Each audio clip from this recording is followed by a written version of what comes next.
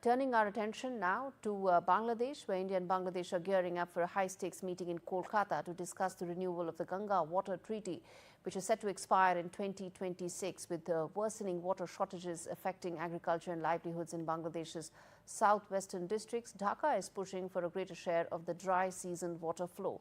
The talks come amidst strained bilateral ties following the ouster of Prime Minister Sheikh Hasina last year. Tensions have also been fueled by unresolved issues, including the long-standing Teesta water sharing dispute. The meeting follows a joint survey that took place by officials and experts from both sides, who recently conducted an on-site assessment of water flow at the Farakka barrage in Bengal.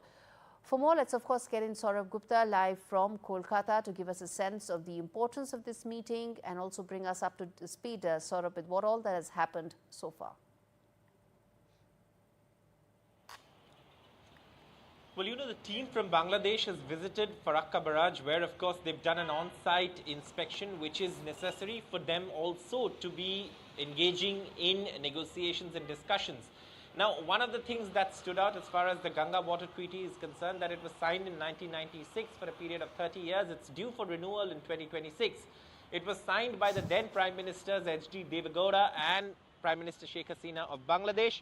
It, of course, demarcates how much water which country gets, and the basic, sort of breakup of the water sharing agreement as per the current Ganga Water Treaty is that, the Farakka barrage, which, of course, channels water into the Hooghly River system, which is critical for the navigability of the Kolkata port. As per this treaty, the treaty gives 35,000 cusecs to Bangladesh if the flow is between 70,000 to 75,000 cusecs. The treaty allows India to take up to 40,000 cusecs if the flow is above 75,000 cusecs. And the treaty says if the flow falls below 70,000 cusecs, then the water is to be shared equally. Now, obviously, like you mentioned, Bangladesh wants a more share of water.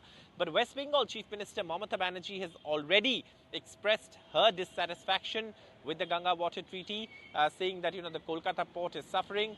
Also saying that, Bengal largely hasn't been included in the discussions, she said earlier when she wrote to the Prime Minister, though we are given to understand that officials from Bengal have also been part of the meetings that have been held.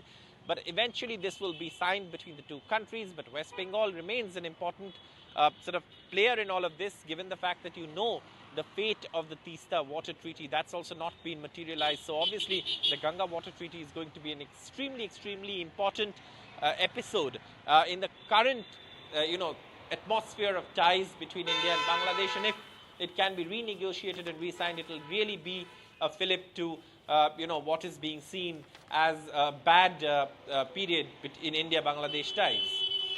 But, this is also a very emotive issue, Saurabh, isn't it? Because, when you talk about water sharing agreement, you're talking about livelihoods, you're talking about communities on both sides being impacted and hardened positions. Because, I was speaking to several people and they said that negotiations at a time like this also has far-reaching political implications, given what's happening in Bangladesh. Absolutely, and that's the most important factor, because the negotiations are taking place in the backdrop of strained ties between India and Bangladesh over what's been going on in the country over the last few months. And therefore, this is an extremely crucial time. India, on its part, of course, is very clear that it wants to extend all possible cooperation, but also it has to look at domestic needs and domestic, sort of demands, because remember, the Farakka barrage, whatever water it channels into the Hooghly River system, feeds the entire South Bengal all the way up to Kolkata port and to some extent even the Haldia port. So it's an extremely emotive issue in West Bengal, and therefore, this is going to be, a sort of negotiation that's going to take a lot of sort of work in terms of arriving at any conclusive agreement when the treaty comes up for renewal in 2026. As always, thanks much, Saurabh, for joining us on the broadcast.